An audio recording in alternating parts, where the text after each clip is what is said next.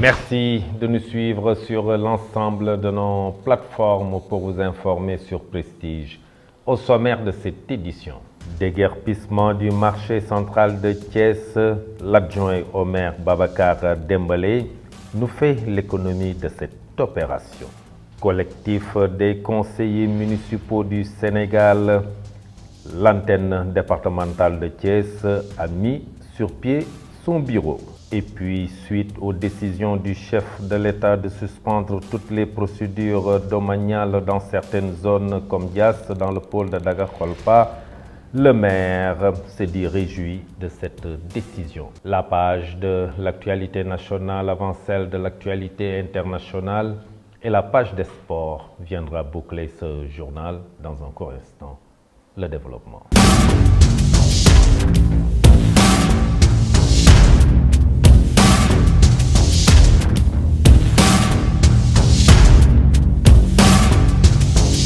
Mesdames, mademoiselles, messieurs, bonsoir et bienvenue dans ce journal. L'opération de déguerpissement du marché central lancée depuis quelques semaines déjà se poursuit toujours dans la zone de Thiès Nord. Babacar Dembélé, adjoint au maire de Thiès Nord, explique que c'est une demande sociale liée à la circulation des biens et des personnes. Il revient ici en même temps sur le processus de déguerpissement. Je vous propose de l'écouter. Il est au micro de Isaac Dapa, Ousmane Diallo. On est là pour vous présenter le dispositif qu'on a mis en place pour le déguerpissement du marché central. Nous tous, nous savons que c'est une demande sociale et que l'ensemble des acteurs, les délégués du marché, les représentants des marchands, les représentants des marailleurs, les représentants de la friperie, tout le monde ont adressé une lettre au maire pour fustiger le problème de l'encombrement du marché. Ils ont mis ça en 10 points de réclamation pour demander au maire vraiment de prendre ses responsabilités par rapport au marché central. Quand le maire a reçu cette correspondance, il a convoqué une réunion avec la commission Hall et Marché et il a mis en place un comité de pilotage pour réfléchir comment remédier ou bien comment régler l'ensemble des problèmes et des points qui ont été soulevés par ces acteurs. On a discuté de ces problèmes. Premièrement, on a convoqué tous les acteurs qui sont venus à la mairie. On a énuméré les problèmes et ils ont donné les solutions et les acteurs qui doivent accompagner ces solutions et tous les moyens logistiques, financiers, matériels qui doivent accompagner le processus. Tout ça, on a discuté avec eux ensemble. Maintenant, il fallait faire une très grande communication à la population, en l'occurrence les délégués de quartier, les badjanougor, les imams, pour impliquer tout le monde sur la sensibilisation de cette préparation du désencombrement de ce marché.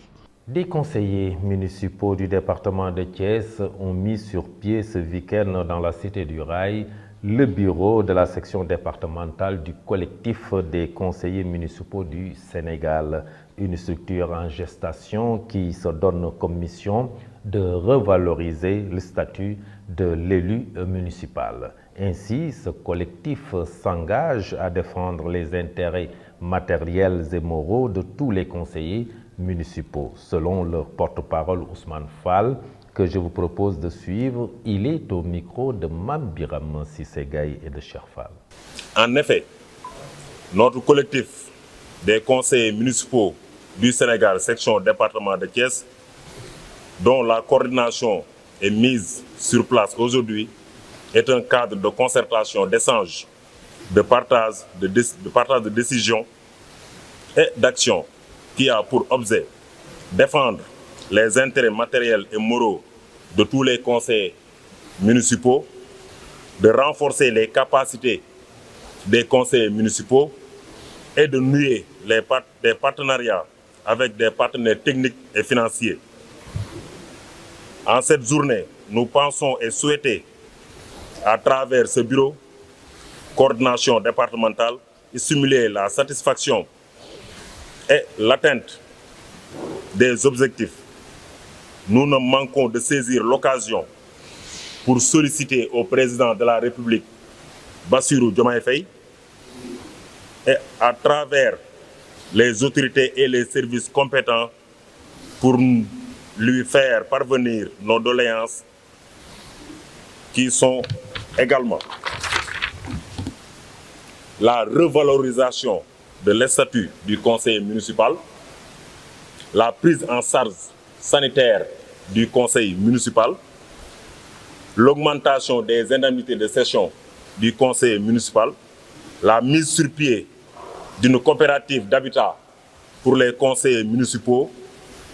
Mesdames et messieurs, permettez-nous de vous transmettre nos vives salutations et tous nos remerciements pour avoir enrichi pour votre présence l'organisation de cette journée qui consiste en une action phare de notre collectif.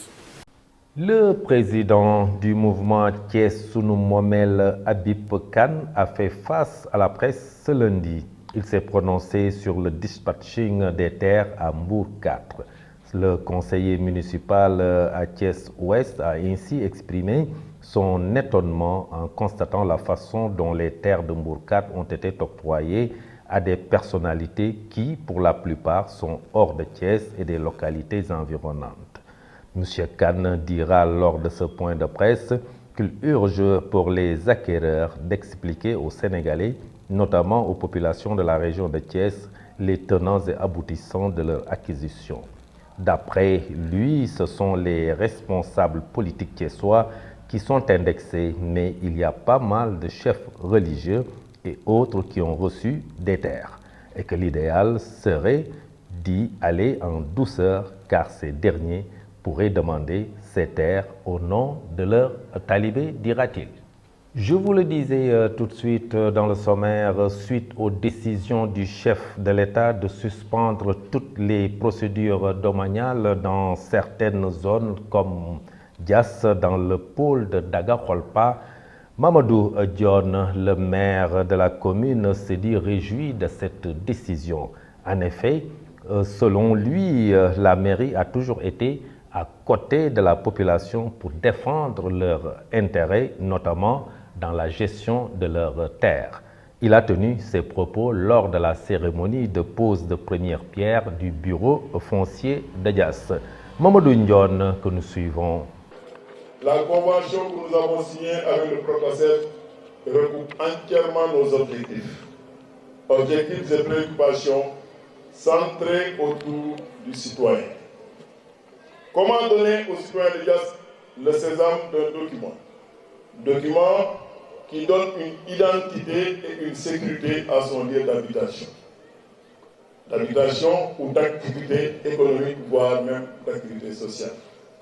Comment faire que ce lieu soit dans un ensemble cadastral cohérent qui sécurise l'individu et la collectivité? À Diass, fort heureusement, le conseil municipal nous a donné une délibération de vérifier, régulariser et faciliter la délivrance des actes administratifs à caractère foncier. Nous l'avons lancé depuis plus de 2 ans avec une digitalisation de tous les registres fonciers trouvés sur place et qui sont désormais traités via une application maison que nous avons développée en interne. Nos élus locaux nous ont également demandé de veiller au respect des lois et règlements en matière de lotissement autorisé, ainsi que le lotissement autorisé tenant compte aussi des zones d'habitation, ainsi que des zones d'occupation économique et sociale, sur lesquelles nous avons déjà fait des projections au nom du concept Xëy ou Dëkk Xëy. Nous sommes largement là-dessus avec un strict respect des niveaux de validation des services techniques, et quand nous serons en phase de mise en œuvre, les populations seront totalement impliquées dans la plus grande transparence. C'est dire que la rencontre entre la commune de Diass et le Procasef est celle de deux ambitions identiques. Identiques et orientées vers le citoyen. Le Procasef est pour Diass une sorte d'ascenseur pour aller plus vite et mieux dans la transparence et l'équité. Je sais que le président de la République et l'ensemble du gouvernement aideront dans la prise en charge de nos préoccupations que nous sommes en train de dérouler dans la totale transparence, avec le double souci de synchronisation du développement local et national. Cap maintenant dans la capitale sénégalaise où Dakar accueille à partir de ce lundi jusqu'au vendredi 10 mai une formation de 4 jours en cybercriminalité en milieu maritime. 16 officiers de police judiciaire du Golfe de Guinée participent à cette formation dont l'objectif est de les outiller pour un meilleur traitement des infractions pénales relatives à ce domaine spécifique. Docteur Pape Gueye, le directeur général de l'École nationale de cybercriminalité, se réjouit de cette formation. Suivons ses propos. Mesdames et messieurs, dans cette ère du numérique en perpétuel mouvement, les cybermenaces sont omniprésentes et de plus en plus sophistiquées. Il est donc impératif de reconnaître que les attaques peuvent se produire non seulement dans le monde terrestre, mais aussi sur les océans du monde. Les navires modernes sont devenus des environnements hautement connectés, exploitant la technologie pour optimiser leurs opérations et leur sécurité. Cependant, cette interconnectivité accrue expose également ces navires à des cyberattaques potentielles, de la piraterie informatique, ciblant les systèmes de navigation et de communication, à la manipulation malveillante des systèmes de contrôle des navires, à la désinformation et aux menaces diverses qui sont en constante évolution.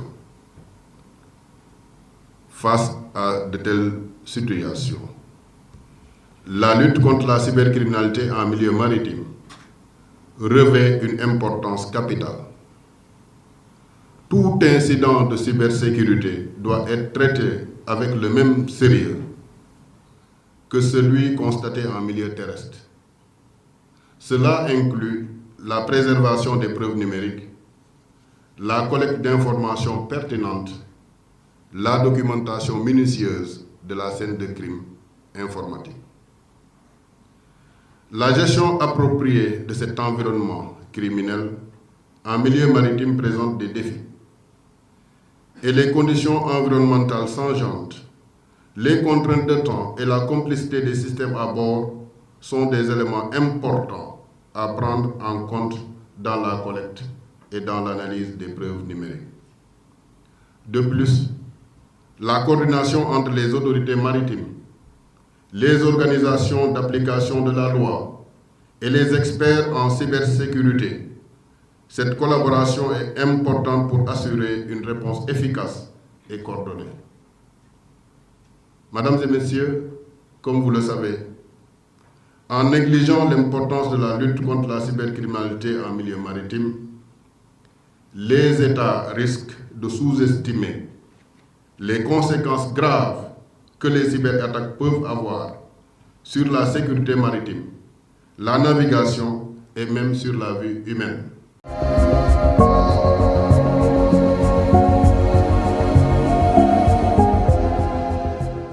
Et dans la page de l'actualité nationale, visite diplomatique, le président Diomaye Faye s'est rendu ce mardi en Côte d'Ivoire. La page de l'actualité nationale porte la signature de Mame Biram Cissé Gaye. L'actualité nationale, le président de la République, Bassirou Diomaye Faye, a effectué aujourd'hui mardi une visite officielle à Abidjan, en Côte d'Ivoire. Cette visite s'inscrit dans le cadre de sa première tournée diplomatique depuis son investiture le 2 avril passé. Ce déplacement avait ou a pour objectif principal la rencontre avec le président ivoirien Alassane Dramane Ouattara, que le président sénégalais surnomme affectueusement le patriarche. Cette visite renforce la démarche du Sénégal qui maintient sa tradition démocratique en privilégiant les échanges avec les pays ouest-africains qui partagent les valeurs similaires. Parlons autre chose. Dans un communiqué rendu public, le ministère des Pêches et des Infrastructures maritimes et portuaires informe de la publication de la liste des navires autorisés à pêcher au large des côtes sénégalaises. Il s'agit de 132 navires sénégalais et 19 bateaux étrangers qui ont obtenu leur permis d'effectuer leurs activités maritimes dans les eaux sénégalaises à compter le 2 mai 2024. Cette mesure qui répond au principe de transparence dans la gestion des ressources naturelles qui constituent un patrimoine naturel prend effet à cette date du 6 mai 2024. Le ministère précise cependant que cette liste ne tient pas compte des dossiers qui sont en cours de renouvellement. Terminons avec le Sud-Est SR section de l'université Cheikh Anta Diop UCAD de Dakar et dans tous ses états. Dans un communiqué, le syndicat unitaire et démocratique des enseignants du Sénégal, enseignement supérieur et recherche, manifeste sa profonde préoccupation concernant la velléité d'affectation par le recteur de l'UCAD de M. Ismaïla Madior Fall, professeur titulaire de droit à l'Institut fondamental d'Afrique noire Cheikh Anta Diop IFON, en violation du décret numéro 1184 du 13 octobre 1984 portant organisation et fonctionnement de l'Institut fondamental d'Afrique noire. Les syndicalistes appellent au respect strict des procédures d'affectation conformément à la législation en vigueur et enfin prônent pour le maintien de concerné à son poste initial à la faculté des sciences juridiques et politiques jusqu'à ce que toutes les procédures légales aient été correctement suivies. C'était tout pour cette actualité nationale.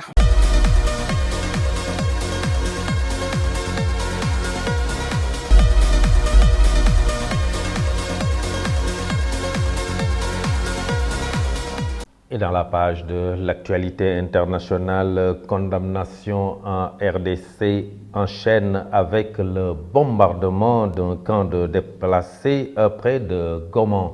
Cette page de l'actualité internationale, c'est un rapide survol. Mamadou Saturnion. L'actualité internationale sur Prestige TV que nous démarrons au Moyen-Orient où le mouvement islamiste palestinien Hamas a dit hier lundi soir avoir accepté une proposition de trêve après le début d'une opération israélienne d'évacuation de dizaines de milliers de personnes de Rafah à la lisière sud de la bande de Gaza assiégée. Après l'annonce du Hamas, l'armée israélienne a mené d'intenses bombardements sur l'est de la ville surpeuplée de Rafah d'où les habitants avaient été exhortés de quitter cette zone. Restons toujours à Gaza où l'armée israélienne a annoncé ce mardi 7 mai avoir pris le contrôle de la partie palestinienne du point de passage de Rafah entre la bande de Gaza et l'Égypte. Il n'y a toujours pas de trêve mais des bombardements. Pourtant, le Hamas a dit oui à une proposition de cesser le feu ce lundi 6 mai, mais c'est non côté israélien où l'on juge le texte pas assez satisfaisant. À nouveau, la nuit a été marquée par des frappes de Sahel dans le sud de la bande de Gaza. Bouclons ce rapide survol de l'actualité internationale dans la région des Grands Lacs en République démocratique du Congo, 4 jours après le bombardement d'un camp de déplacés près de la ville de Goma qui ont fait plus d'une quinzaine de morts dont des enfants. Les condamnations continuent. États-Unis, Union européenne, Union africaine, SADC et gouvernement congolais ont réagi. Selon Kinshasa, 5 obus ont été tirés à partir des collines de Kiroche sous contrôle de l'armée rwandaise. Sur ce camp de déplacés. Dans un communiqué publié ce lundi 6 mai, le gouvernement congolais condamne le bombardement du camp de déplacés de Mugunga et appelle à des sanctions contre le Rwanda. Pour Kinshasa, ces bombardements non seulement violent le droit international humanitaire mais traduisent le refus du Rwanda d'obtempérer aux injonctions de la communauté internationale de cesser le feu et de retirer ses troupes de la RDC.